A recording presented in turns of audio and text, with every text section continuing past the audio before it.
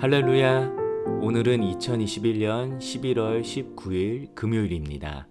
하나님 앞에 나오신 모든 성도님들을 주님의 이름으로 환영하고 축복합니다. 계속하여 욥기를 묵상하는 가운데 있습니다. 오늘 말씀을 통하여서 하나님께서 나에게 하시는 말씀을 깨닫고 실천하는 하루가 되시길 간절히 소원합니다. 우리 다 함께 조용한 기도로 나아가겠습니다.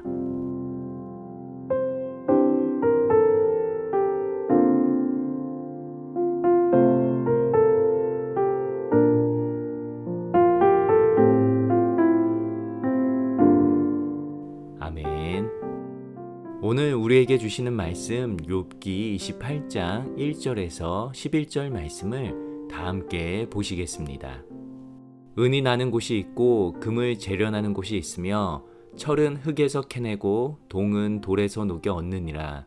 사람은 어둠을 뚫고 모든 것을 끝까지 탐지하여 어둠과 죽음의 그늘에 있는 광석도 탐지하되 그는 사람이 사는 곳에서 멀리 떠나 갱도를 깊이 뚫고 발길이 닿지 않는 곳 사람이 없는 곳에 매달려 흔들리느니라.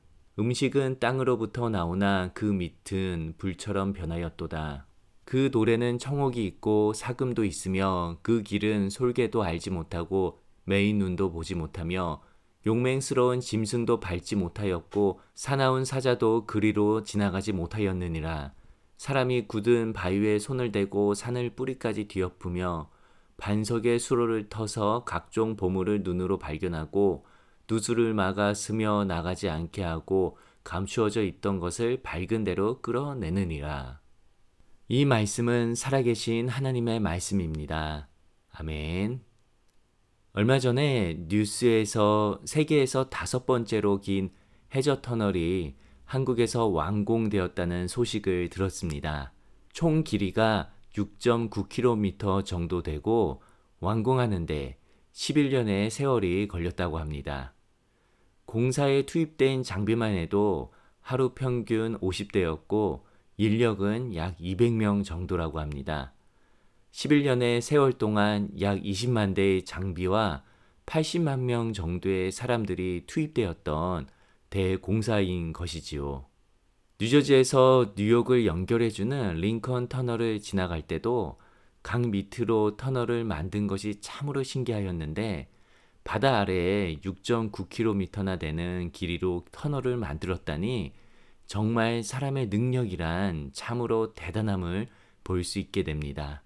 이번 해저 터널 덕분에 그동안 1시간 30분이나 걸려서 갔던 곳이 10분으로 크게 단축이 되었다고 합니다. 공사를 마치기까지는 참으로 오랜 시간이 걸리기는 하였지만 함께 고생하며 공사를 진행하셨던 분들이 있었기에 지금 많은 분들이 좋은 혜택을 누릴 수 있게 된 것 같습니다. 오늘 본문 욥기 28장을 살펴보게 되면 보령 해저 터널을 만들기 위해 열심을 다하였던 사람들과 마찬가지로 열심히 자신의 일들을 감당하는 사람들이 나오게 됨을 보게 됩니다. 그들은 각종 금은 돈과 각종 보석을 구하기 위해 찾아다니는 사람들입니다. 보석을 찾기 위해 그 누구도 가보지 못한 길을 걸어가는 사람들이지요. 오늘 본문 3절과 4절 말씀을 읽어드리겠습니다. 사람은 어두움을 뚫고 모든 것을 끝까지 탐지하여 어둠과 죽음의 그늘에 있는 광석도 탐지하되 그는 사람이 사는 곳에서 멀리 떠나 갱도를 깊이 뚫고 발길이 닿지 않는 곳 사람이 없는 곳에 매달려 흔들리느니라. 이 본문을 표준 세번역으로 읽게 될 경우 더 이해하기가 쉽습니다. 제가 다시 읽어드리겠습니다. 광부들은 땅 속을 깊이 파고 들어가서 땅 속이 아무리 캄캄해도 그 캄캄한 구석구석에서 광석을 캐어낸다. 사람이 사는 곳에서 멀리 떨어진 곳, 사람의 발이 가 닿지 않는 곳에 사람들은 갱도를 판다. 줄을 타고 매달려서 외롭게 일을 한다. 아무리 보석이 캄캄한 구석이 있을지라도 광부들은 땅속 깊이 파고 들어간다고 합니다. 그리고 사람들의 발이 닿지 않는 곳에 줄에 매달려서라도 외롭게 보석을 찾는 일을 한다고 합니다. 땅속 깊이 들어가는 것과 발이 닿지 않는 곳에서 줄을 매달리는 것은 죽음을 두려워하지 않고 보석을 위해 자신의 인생을 바친 사람의 그런 모습을 보게 됩니다. 보석을 위해서라면 자신의 목숨까지도 아끼지 않는 모습을 우리는 볼 수 있습니다. 세상의 재물을 위해서 자신의 삶을 모두 바친 모습과 매우 흡사하다고 할 수 있는 것이지요. 본문 7절에서 8절 말씀에서 욥은 계속하여 말하고 있습니다. 제가 말씀을 읽어드리겠습니다. 그 길은 솔개도 알지 못하고 매의 눈도 보지 못하며 용맹스러운 짐승도 밟지 못하였고 사나운 사자도 그리로 지나가지 못하였느니라. 보석을 찾기 위해 인간이 얼마나 수고와 노력을 하였는지 그 길을 동물들도 알지 못할 정도였다고 말하고 있는 것입니다. 즉 매의 눈도 알지 못하고 사나운 사자도 가보지 못한 그 보석을 찾기 위해 험난한 여정을 인간이 해내게 됨을 오늘 본문은 말하고 있습니다.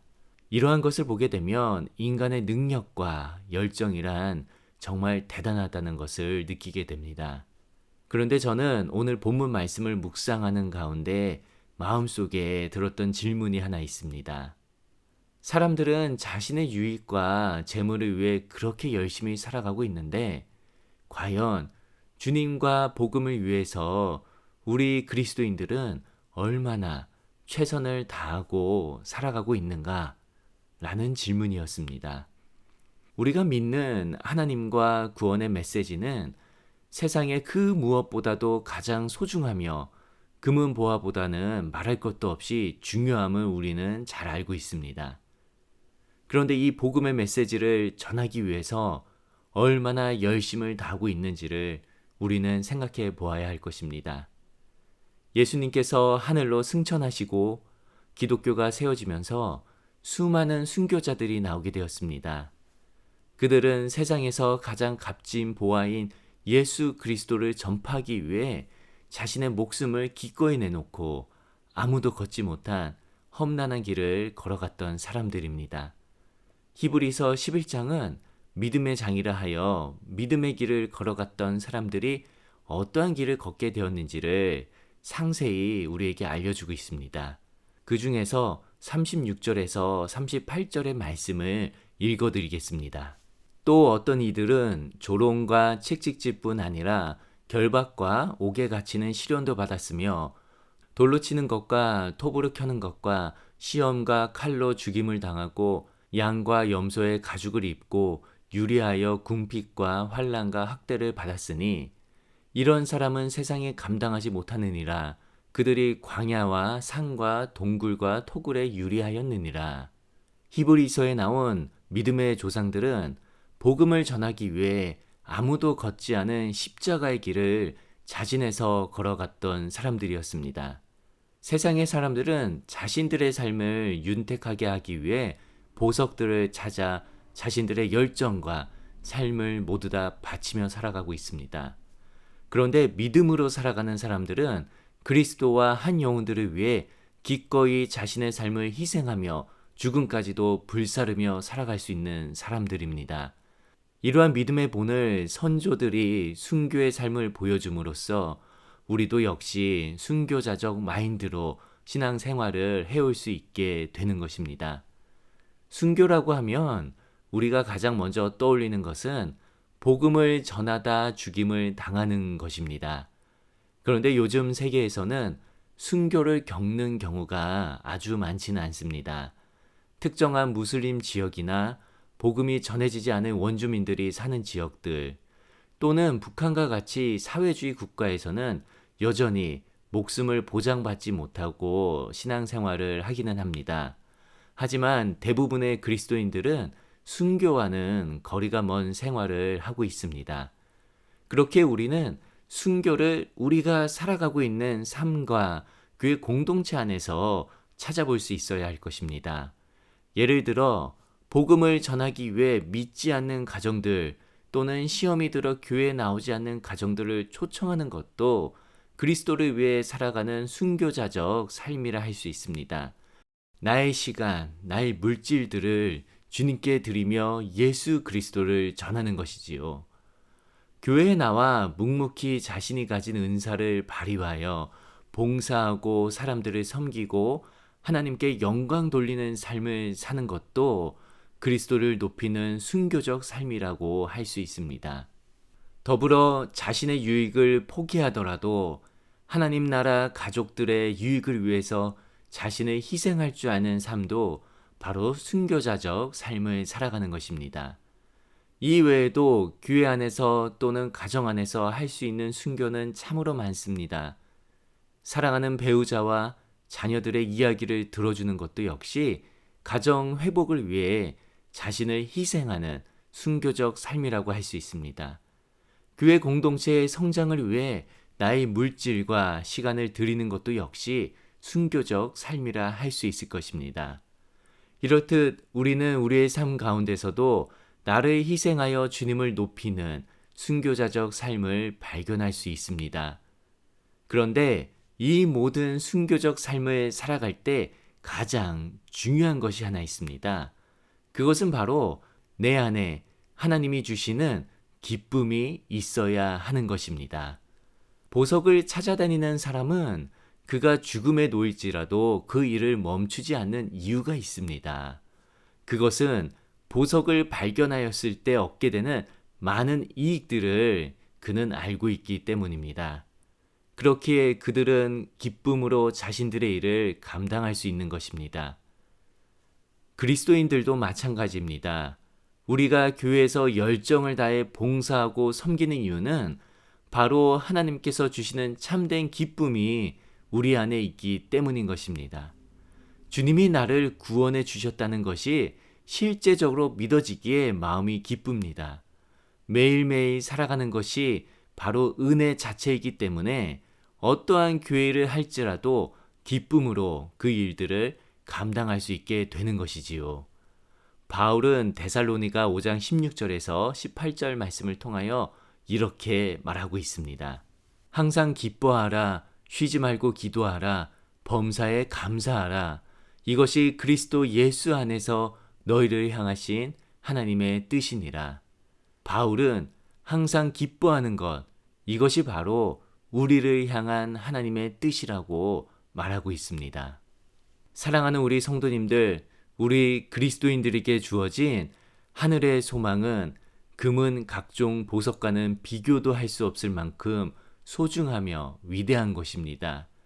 세상 사람들은 보석을 위해 재물을 위해 자신들의 목숨을 걸 정도로 열심을 다하며 살아가고 있습니다. 그렇다면 보석이나 재물보다 더 소중한 것이 무엇인지 알고 있는 우리는 어떻게 살아가야 할까요? 복음을 위해서, 교회를 위해서, 하늘 소망을 위해서 자신을 희생하고 죽음도 두려워하지 않고 주의 일들을 감당하시는 저와 우리 성도님들 되시길 간절히 축원합니다. 우리 다 함께 주기도문 하시며 주님 앞에 결단하며 나아가겠습니다. 하늘에 계신 우리 아버지여, 이름이 거룩히 여김을 받으시오며 나라 임하옵시며 뜻이 하늘에서 이룬 것 같이 땅에서도 이루어지이다. 오늘날 우리에게 일용할 양식을 주옵시고 우리가 우리에게 죄 지은 자를 사하여 준 것 같이 우리 죄를 사하여 주옵시고 우리를 시험에 들게 하지 마옵시고 다만 악에서 구하옵소서. 대개 나라와 권세와 영광이 아버지께 영원히 있사옵나이다. 아멘. 이 시간 우리 함께 이렇게 기도하며 나아가도록 하겠습니다. 먼저 기도할 것은 주님, 혹시 나의 삶이 보석과 같은 재물들을 쫓아다니는 인생은 아니었는지 돌아보기 원합니다. 보석보다 더 귀하고 소중한 복음을 전하는 내가 되게 해주시고 나의 희생을 통하여서 그리스도가 살아나시고 공동체와 교회가 살아날 수 있게 해달라고 기도하시기 바랍니다. 두 번째로 기도할 것은 주님, 내가 주님의 일들을 감당할 때 기쁨으로 할 수 있기를 원합니다. 우리에게는 하늘의 소망이 있음을 믿습니다. 주님만 바라보게 하시고 우리의 마음에 주님이 주시는 참된 기쁨이 샘솟을 수 있게 해달라고 기도하시며 주님께 나아가도록 하겠습니다.